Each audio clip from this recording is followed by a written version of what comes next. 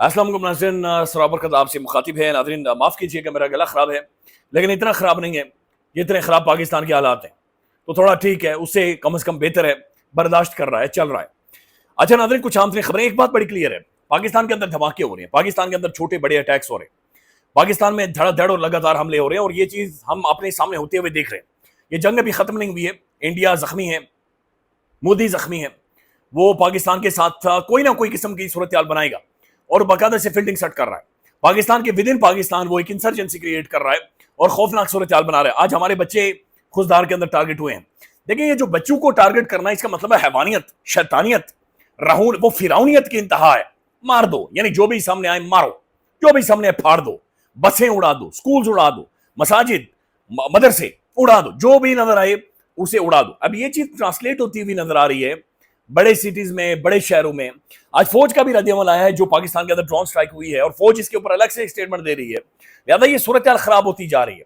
अब ये जो दहशतगर्द ऑपरेट कर रहे हैं, ये अफगानिस्तान से कर रहे हैं। इंडिया खुला पैसा फेंक रहा है वहां पर, इंडिया चीजों को मैनेज कर रहा है, इंडिया उन्हें मुकम्मल फैसिलिटेशन, बल्कि मीडिया इंडिया का प्रॉक्सी, एक मोदी के नजरिए के प्रॉक्सी के तौर पर काम कर रहा है और फुल ऑन फैसिलिटेट किया जा रहा है। We need a diplomatic major breakthrough. Afghan government शामिल है या नहीं है, हमारा उससे ताल्लुक नहीं है, लेकिन अफगान गवर्नमेंट या अफगानिस्तान की सरजमीन इस्तेमाल हो रही है और वहां पर तालिबान मौजूद हैं, जो आगे पीछे तो कुल्ले पहनकर दुनिया में जाते हैं, लेकिन जब पाकिस्तान के अंदर ये सारे वाकयात हो रहे हैं, उनकी आंखें बंद हो जाती हैं। लिहाजा we need a diplomatic massive breakthrough, और वो इंडिया होने नहीं देगा।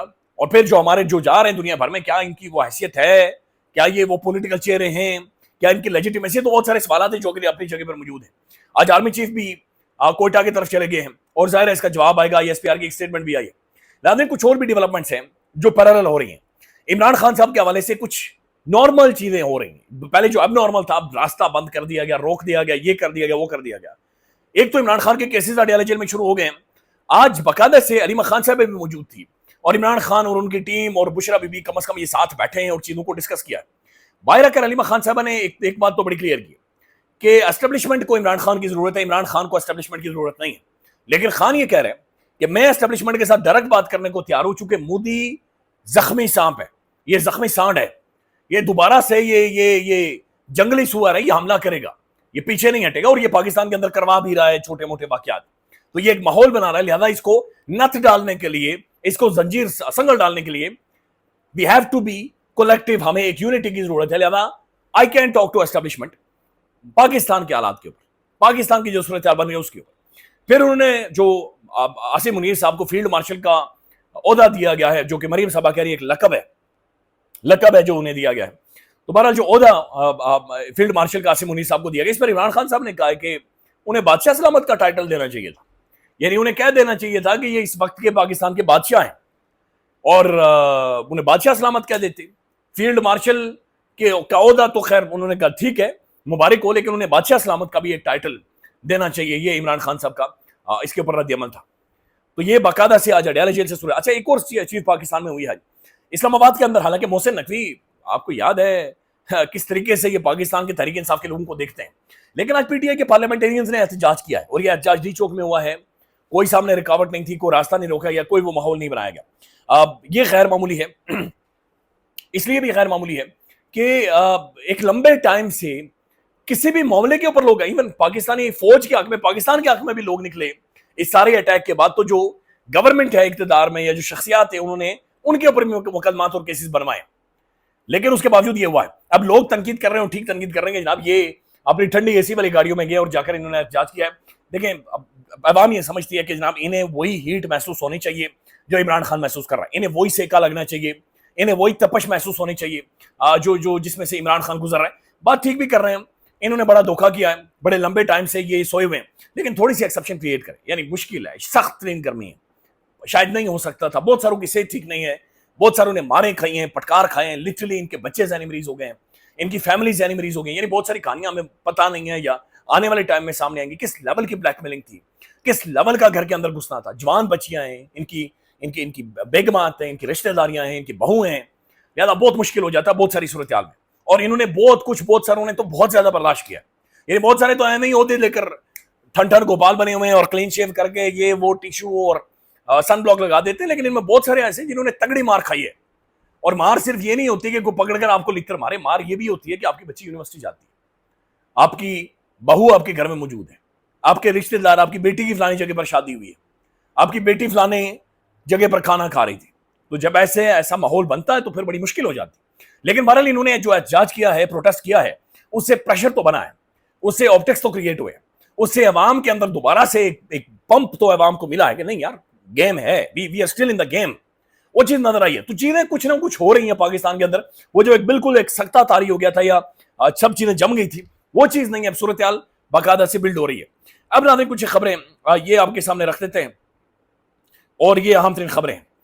एक तो मेजर गौरव आर्या जो बकवास कर रहा है, ये सुनाते हैं आपको, लेकिन आईएसपीआर क्या कह रहा है। ISPR says initial investigation into the 19 May Mir Ali drone incident confirms the attack was orchestrated by the Indian sponsor Fitna al Khawarij. यानी मीर अली में जो 19 तारीख को ड्रोन अटैक हुआ था, आईएसपीआर के मुताबिक कंफर्म, या हमारे पास इन्वेस्टिगेशन या इनिशियल इन्वेस्टिगेशन है कि ये इंडियन स्पॉन्सर्ड था और ये फितना अल ख्वारिज इंडिया ने करवाया है। हथियार भी दिए हैं, असला भी दिया है, ड्रोन्स भी दिए हैं, ऑपरेट करने वाले एक्सपर्ट्स भी दिए हैं, और ये इंडिया ने बाकायदा से करवाया है। उसके बाद वो कह रहे हैं कि जनाब allegations against the Pakistani armed forces are baseless and the part of a disinformation campaign to undermine counter terrorism efforts। वो कह रहे हैं कि जो पाकिस्तानी फौज के हवाले से इल्जामात लगे कि शायद फौज ने ये कोई ड्रोन अटैक किया है, तो आईएसपीआर का कहना है कि नहीं, ये गलत कैंपेन है जो हमारे हवाले से चल रही है, ये इंडिया की जानिब से बाकायदा से फैसिलिटेट किया गया। और ये फितना अल ख्वारिज जो कि इंडियन बैक्ड ग्रुप है बीएलए का, ये उन्होंने ये बाकायदा से किया है और ये उन्होंने नुकसान पहुंचाया है। फिर आईएसपीआर ने कंफर्म किया कि जनाब कुछ लोगों की जानों का नुकसान हुआ है। खुजदार में जो खबर आ रही है, अभी तक कंफर्मेशन नहीं है, लेकिन बहुत सारी मुजाद खबरें आ रही हैं। आज दिन के वक्त तक ये कंफर्म था कि 8 बच्चे शहीद हो गए हैं, बट अभी तक बाकी डिटेल्स नहीं आई। एग्जैक्ट पिक्चर अभी भी हमारे सामने मौजूद नहीं है। खुजदार में स्कूल बस पर दहशतगर्द हमला, फील्ड मार्शल सैयद आसिम मुनीर के आजाद में होने वाली तकरीब, मौखर वज़ीर आज़म के हमरा आज कोयटा का हंगामी दौरा करेंगे। आसिम मुनीर और जनाब शहबाज शरीफ इन्होंने फैसला किया कि हम कोयटा जाएंगे और तकरीब शकरीब उन्होंने कहा फिलहाल इसे रहने दें, फिलहाल इन सारी चीज़ों को आप पर नहीं रखें। नाज़रीन, मैं आपको वीडियो सुनवाना चाह रहा हूँ और ये 1 मिनट का क्लिप है। ये जो नीच इंसान है, इंसान के बेस में शैतान है, ये घटिया आदमी है और ये 2 नंबर किस्म का आदमी है।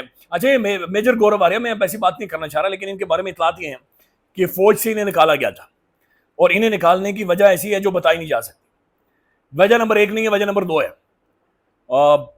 तो ये पकड़े गए थे और बताया जा रहा है कि किसी ऐसी हालत में पकड़े गए थे कि जिसके बाद इनका गुस्सा खत्म नहीं हो रहा। अब ये सुन ले मेजर गौरव आर्या, ये इंडिया के prime television, prime news channel बाकायदा से वहां पर बैठकर क्या बकवास कर रहा है और ये बाकायदा कन्फेशन है। ये आप सुन लें, 1 मिनट का क्लिप है कि मेजर गौरव आर्या क्या कह रहा है।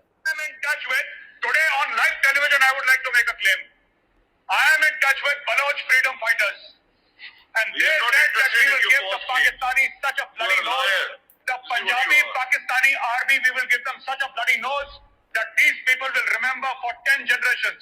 They are my friends. I have their contact numbers in my mobile phone. I am in touch with them almost every day.